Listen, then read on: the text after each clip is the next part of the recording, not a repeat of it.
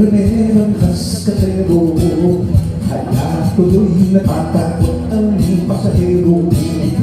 Gusto'y laging matuling hawak ang layo, ganda ka na ng palo sa kabayo.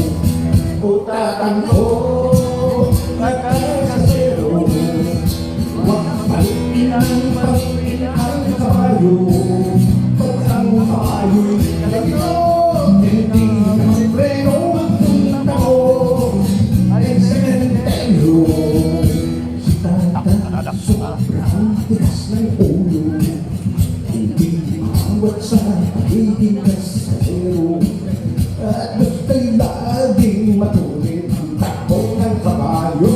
Dapat sa kanya ay driver ng bumbero. Utatan ko, nagkasasero, huwag paluin ang kabayo. Pag ang kabayo ganito, hindi mapreno ang punta ko ay sementeryo.